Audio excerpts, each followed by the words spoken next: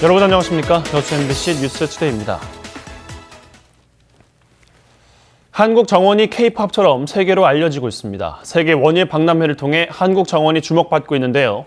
지속적인 국가 간 교류와 관광 자원화가 앞으로 관건입니다. 박민주 기자가 보도합니다. 중국 베이징 세계 원예 박람회장. 지난주 이곳에 한국 정원이 준공됐습니다. 옛 순천 부읍성이 있던 연자루를 축소한 누각. 순천만의 아름다움을 평화로 상징화한 수로와 연못. 한국 정원은 한국적인 전통과 문화를 잘 표현했다는 평가를 받으며 주목을 받았습니다. 韩国的丰富的文化，还有园艺水平和韩国园艺特点，韩国展园呢，我相信会是在北京世园会期间大家最受欢迎的一个展园。 이처럼 정원은 단순히 보고 즐기는 공간이 아니라 국가 간 문화 교류의 장으로도 가능성을 보여주고 있습니다. 중국의 건국 70주년을 맞이해서 이 세계 원예 엑스포에 이렇게 한국의 대표해서 이렇게 아름다운 정원을 꾸며주신 거 정말 자랑스럽습니다. 순천시는 지난 2011년 중국 서안 원예 박람회를 시작으로 태국 치앙마이와 터키 안탈리아 원예 엑스포에도 한국 정원을 조성했습니다. 하지만 정원 조성이 일회성에 그치지 않고 지속적인 교류로 이어지는 관리의 필요성이 커지고 있습니다. 교차 정원 조성을 통한 관광 자원화도 앞으로 관건입니다. 일본이나 중국 정원에 비해 자연과의 조화를 담은 한국 정원. K-팝처럼 K-가든으로 가치를 높이는 변화의 시점을 맞고 있습니다. MBC 뉴스 박민주입니다. 회사 선배 약혼녀를 성폭행하려다 숨지게 한 30대 남성이 구속됐습니다. 광주지법 순천지원은 어제 영장실질심사에서 용의자 37살 최모 씨가 범행 전후 옷차림을 바꾸는 등 범행을 은폐하려 했고 도주할 우려가 있다고 판단해 강간치사 혐의로 구속영장을 발부했습니다. 순천경찰은 부검 결과 사인이 질식사일 가능성이 높다고 나왔다며 추가 조사를 통해 살인 혐의까지 검토할 계획이라고 밝혔습니다. 순천 청암대학교의 현직 총장이 임기가 끝나기도 전에 이사장에 의해 갑자기 해임돼 논란이 일고 있습니다. 총장은 물론 교수들까지 법적으로 강경 대응하겠다 나섰는데 파장이 우려되고 있습니다. 조희원 기자입니다. 지난 2017년 강명훈 전 총장의 14억 원대 등록금 배임 혐의와 성추행 논란에 시달렸던 순천 청암대학교. 배임 혐의로 1년 6개월형을 선고받았던 강명훈 전 총장은 지난 3월 만기 출소했습니다. 복역하는 동안 면회를 자주 오지 않는다거나 자신이 추천한 사람을 채용하지 않는다는 등의 이유로 현직 서영원 총장과 크고 작은 불화를 빚었던 강명훈 총장은 출감한 다음 날 서 총장을 불러 사직서를 쓰도록 했습니다. 이사회는 타당한 이유가 없다며 지난 4월 서 총장의 사직서를 반려했지만 한 달이 지난 뒤 이사장으로 선임된 강 전 총장의 아들인 강모 씨는 지난 27일 이사회의 동의 없이 서영원 총장을 의원 면직 처리했습니다. 학교법인 이사 3명과 청암대 교수협의회는 기자회견을 열어 일방적인 사임서 수리였다며 즉각 반발했고 이사장의 답변을 촉구했습니다. 대학의 정상화를 위해 서영원 총장 의원 면직 발령을 즉시 취소하여 주실 것을 대학 구성원 다수를 대표하여 청암학원 이사회에 정중히 요청드립니다. 하지만 강모 이사장은 교수협의회의 요구에 대해 공식 답변을 내놓지 않고 있습니다. 이에 대해 청암대 교수협의회는 요구가 받아들여지지 않을 경우 교수 70여 명의 서명을 받은 탄원서를 교육부에 제출하겠다고 밝혔고 현직 서영원 총장 역시 강압적인 의원 면직에 대해 가처분 신청을 하는 등 법적 대응을 하겠다는 뜻을 밝힌 것으로 알려졌습니다. 한편 학내 구성원들은 절차 없이 진행된 해임 사태로 인한 파장을 우려하고 있습니다. 에너지 낭비 자체가 다 피해는 학생들 그리고 교직원들한테 있는 거죠. 또한 더 나아가서는 순천시에도 엄청난 큰 피해를 주고 있는 게 사실입니다. 지금 입시도 어려운 환경에서 현 총장의 강제 사임 논란이 불거지면서 재도약을 꿈꾸던 청암대학교의 미래가 또다시 소용돌이에 휘말리게 됐습니다. MBC 뉴스 조희원입니다. 여수 세계 박람회장 사후 활용과 관련한 해양수산부 주관 간담회 지역의 6개 기관과 단체가 참여할 전망입니다. 해양수산부는 다음 달 5일 지역 각계의 의견을 듣기 위한 간담회를 여수시청 상황실에서 개최하기로 하고 전남도와 여수시, 여수지방해양수산청과 여수광야항만공사, 박람회재단과 여수선언실천위원회 등 6개 기관 단체에 참석 요구 공문을 보냈습니다. 이번 간담회에서는 각 기관별로 의견을 발표한 뒤 이를 바탕으로 상호 토론도 예정하고 있는 것으로 알려졌습니다. 박람회장의 민자유치가 성사되기를 바란다는 시민청원이 성립됐습니다. 여수시에 따르면 지난 23일 여수시 게시판에 등록된 시민청원문에 동의 서명자가 300명을 넘어 청원이 성립됐습니다. 여수시는 규정에 따라 20일 시한이 만료되는 6월 11일까지는 청원 진행 상황을 지켜본 뒤 청원자와 간담회를 갖고 시장에 공식적인 답변을 내기로 했습니다. 직장을 다니다 출산과 육아로 인한 경력 단절은 여성들이 출산을 꺼리는 큰 이유가 되고 있습니다. 전라남도가 이런 여성들을 지원하기 위해 여수에서 구인회사와 여성들을 연결하는 여성 일자리 박람회를 개최해 관심이 모았습니다. 강서영 기자입니다. 아이 손을 잡고 온 젊은 엄마들부터 40, 50대 여성들까지 박람회 행사장은 아침부터 일자리를 구하려는 여성들로 가득 찼습니다. 서류 작성 부스와 구인 상담 부스는 금세 인산인해를 이뤘습니다. 결혼하고 아기 낳고 이제 일자리를 구하려다 보니까 조금 경력이 아무래도 단절돼서 구하기가 힘들더라고요. 저는 좀 취업 컨설팅 같은 것도 받아보고 이제 어떤 회사에서 좀 어떻게 나와 있는지 좀 그런 것 좀 정보 좀 보려고 오게 됐어요. 2008년부터 시작된 전남 여성 일자리 박람회가 올해도 230개 기업과 함께 성황리에 열렸습니다. 경력은 단지 잠깐 단절이 됐더라도 나의 삶은 단절되지 않았다라는 그런 주제로 해서 오늘 일자리 박람회가 펼쳐지게 될 것입니다. 각 회사 부스에서는 구직 정보 제공을 넘어 현장 면접과 채용까지 이루어졌고 창업을 준비하는 여성들을 위한 창업 상담 부스도 마련됐습니다. 여성 경력 단절 문제에 대한 사회 각층의 관심도 이어졌습니다.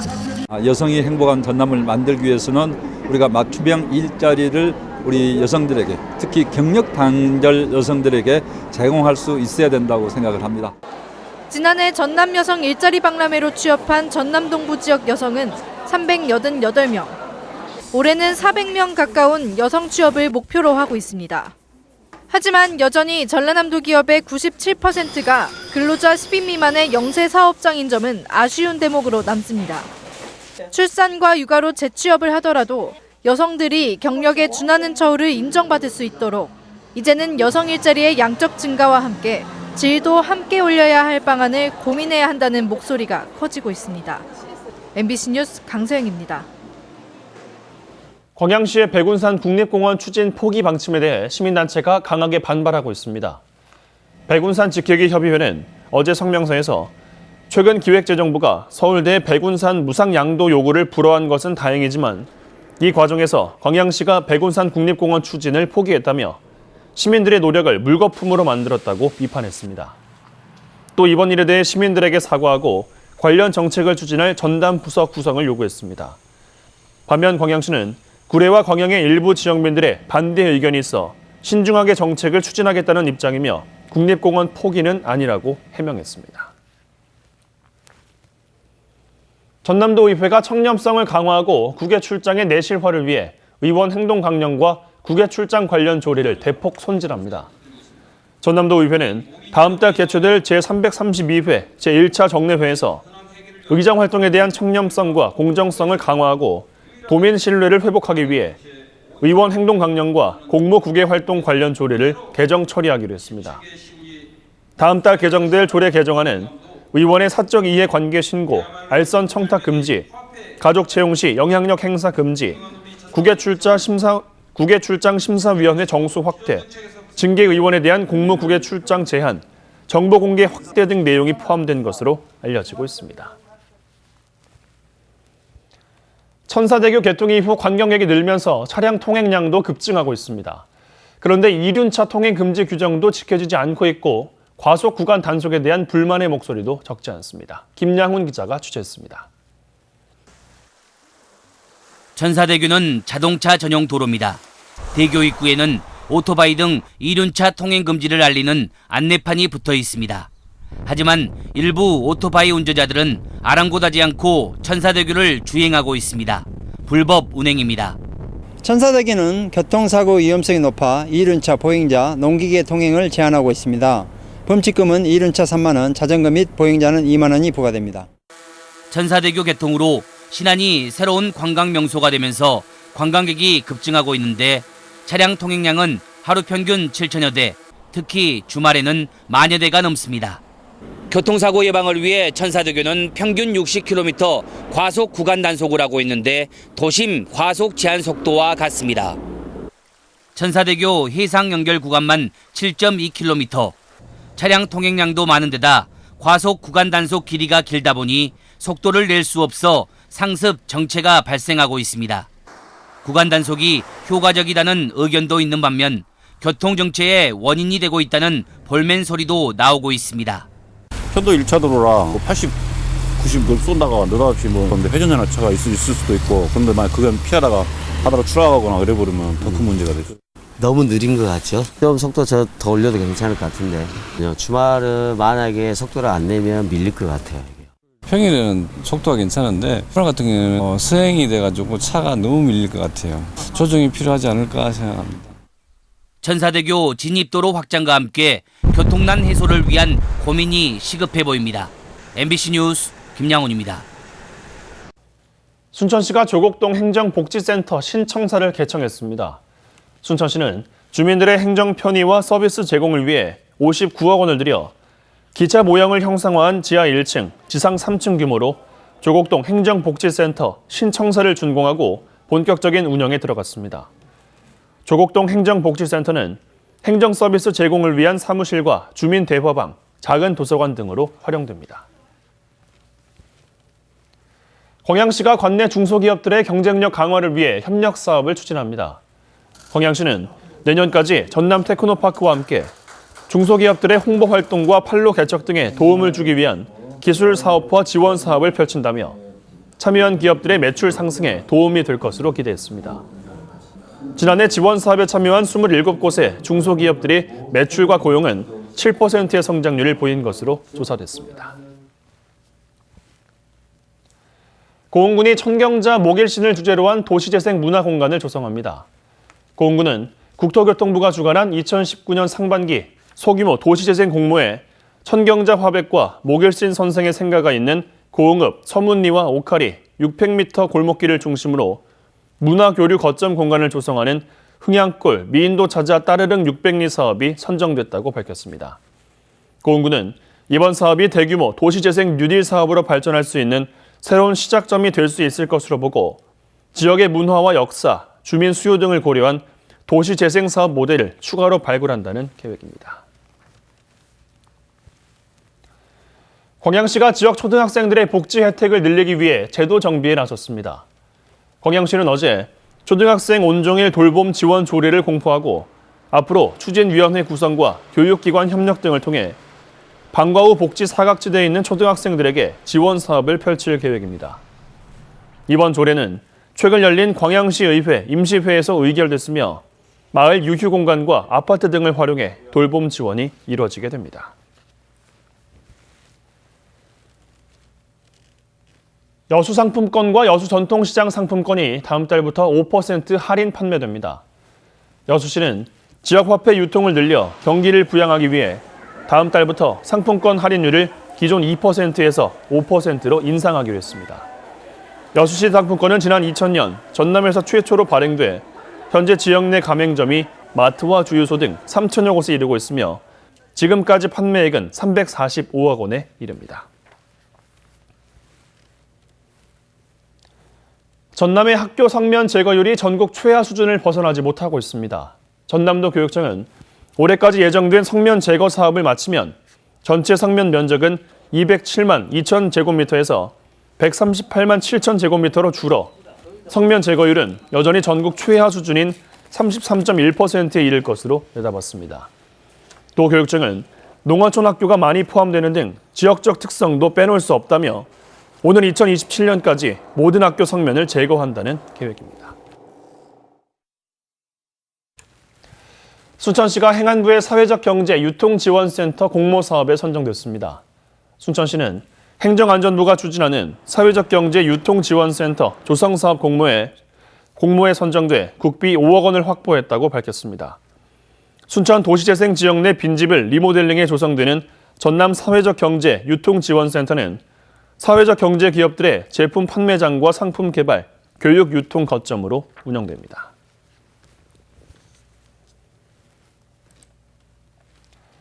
광주 전남 지역 소비자 심리지수가 지난 2월 이후 매달 하락세를 이어가고 있습니다.